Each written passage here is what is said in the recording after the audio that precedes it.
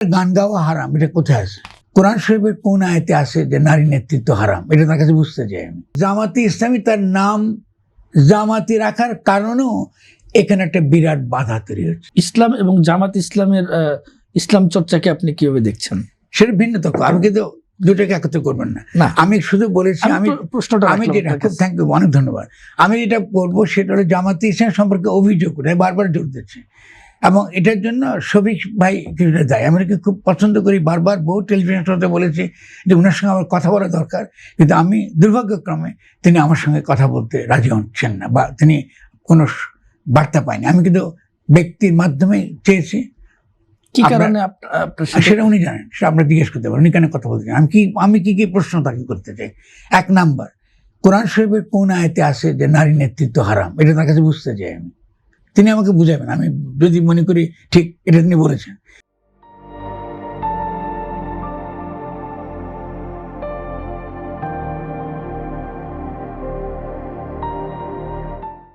নির্বাচনের আগে তিনি এই বক্তব্যটা তিনি দিয়েছেন। 2 নাম্বার, গান গাওয়া হারাম, এটা কোথায় আছে? মানে কোন আয়াত, কার ব্যাখ্যা? তো এই আলোচনা তো হওয়া তো দরকার। এই আলোচনাগুলো আপনার সত্যিকারের সততার সঙ্গে হওয়া দরকার। আর জামাত ইসলামীটা একটা আধুনিক দল বলে আমি জানি চিন্তা চেতনার দিক থেকে। দ্বিতীয়ত হলে তরুণদের একটা বড় একটা অংশ, তারা ইসলামের নৈতিক আদর্শ দ্বারা তারা কি অনুপ্রাণিত।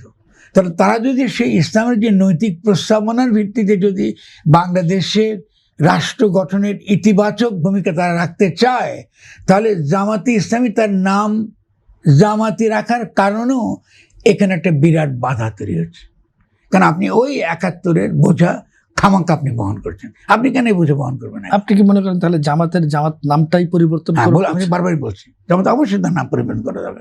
এটা কখনো নাম পরিবর্তন হলে কি জামাত তার আদর্শিক অবস্থান বদলাবে? জামাত আদর্শ বদলেছে যখন নিবন্ধন সাপ্লাই করছেন না, জামাত কি বলেছে আমরা ইসলামী রাষ্ট্র কায়েম করতে চাই? জামাত কি ওখানে লিখেছে যে মওদুদিবাদ কায়েম করতে চাই? আমাকে বলেন না আপনি আমাকে। তাহলে আপনি কেন লোকের সঙ্গে প্রতারণা করবেন? আপনি যখন গণপ্রতিনিধিত্ব অধ্যাদেশে আপনি তো অ্যাপ্লাই করেছেন, সরকারের কাছে একসময় নিবন্ধনও পেয়েছেন, তো সেখানে তো আপনি অবশ্যই বলেন না যে আমি ইসলামী রাষ্ট্র কায়েম করতে চাই, তাহলে তো আপনি নিবন্ধন পেতেন না। তো আপনি ওখানে বলে এসছেন যে আপনি এই গণতন্ত্র চান, তাহলে আপনি নামটা কেন রাখবেন? যে নামটা আমরা বিশ্বাস করি আমি গণতন্ত্র, ভালো কথা, আমার তো সমস্যা নাই। আমি তো জামাতের সঙ্গে সে আদর্শিক জায়গাতে তো আমি তর্ক করতে অসুবিধা নেই।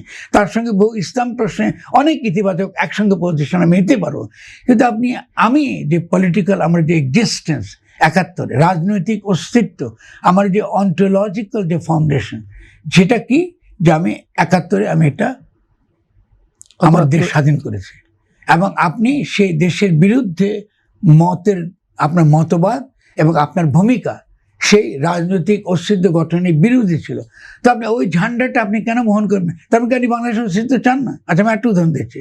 শফিক ভাই যখন গেলেন আমাদের কি বলে শহীদ মিনারে, তো ওনাকে জিজ্ঞাসা করা হলো তাহলে আপনাদের নীতি বদলিয়েছে, আপনারা তাহলে শহীদ মিনারে আসছেন, তো তিনি কি উত্তর দিয়েছেন?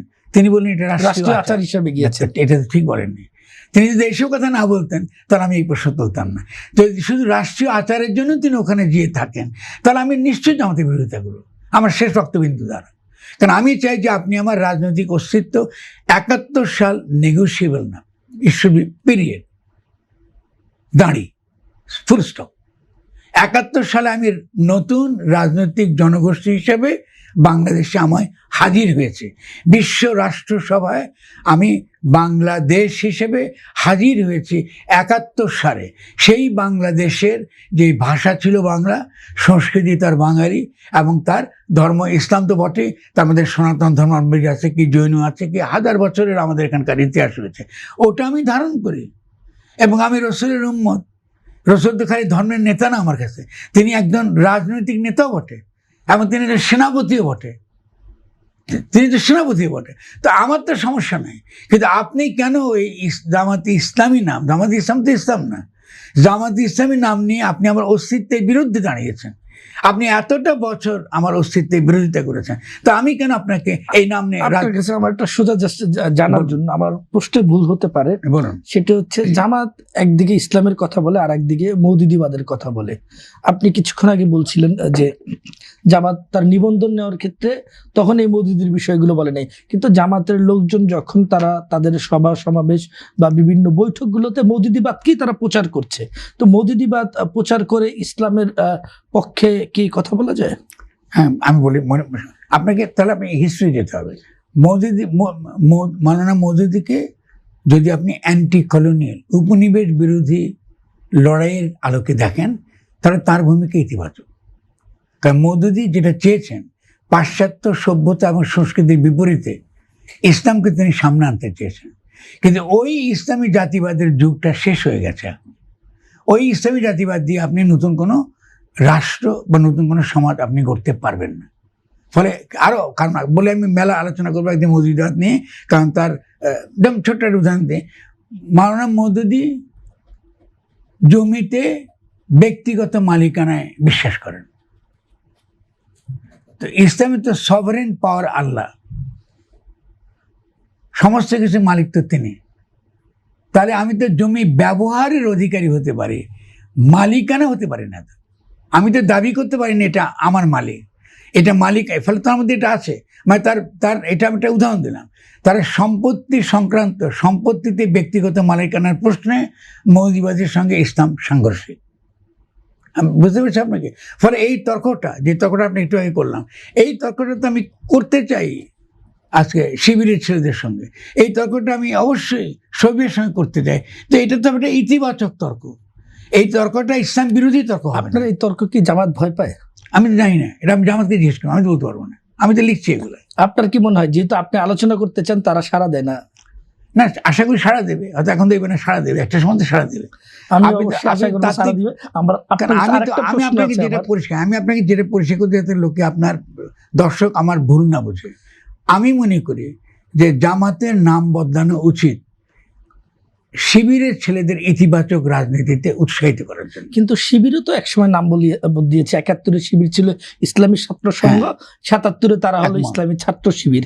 কিন্তু এই যে সংঘ থেকে শিবির হয়ে কি আদর্শগত কোনো পরিবর্তন হয়েছে? মওদুদিবাদ থেকে কোনো পরিবর্তন? শিবির তো একটা গণ অভ্যুত্থানে অংশগ্রহণ করেছে। ২৪-এ করেছে কিনা বলুন? ২৪-এ করেছে।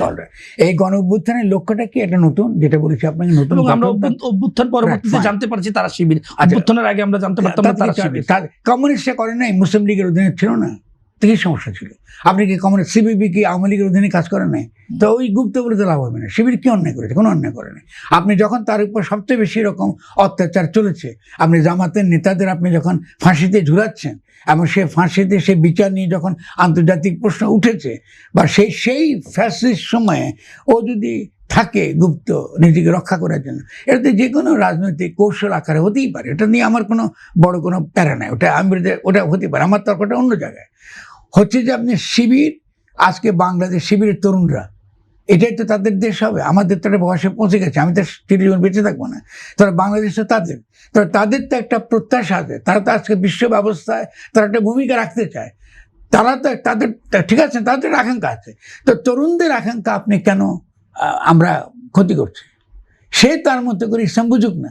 আজকে আন্তর্জাতিক ক্ষেত্রে ট্রাম্পের বিরুদ্ধে, ট্রাম্প ঘোষণা দিচ্ছে যে সে ক্রুসেড চালাচ্ছে। সে, আমি ডোনাল্ড ট্রাম্প প্রকাশ্যে বলতেছে, তার সঙ্গে গিয়ে ওই যে যারা আপনার খ্রিশ্চানরা যারা দেখেছেন, তবে ইভাঞ্জেলিস্ট যারা, তারা তাকে কিন্তু উদ্ধারকর্তা আকারে ওই দেখছেন বসে তাকে দোয়া করতেছে তার পক্ষে। তো এই যে একটা বৈরী বিশ্ব ব্যবস্থা, যেখানে ইসরায়েল এবং মার্কিন যুক্তরাষ্ট্র মিলে আক্রমণ করতেছে ইরানের বিরুদ্ধে, এটা তো একটা মুসলিম দেশ।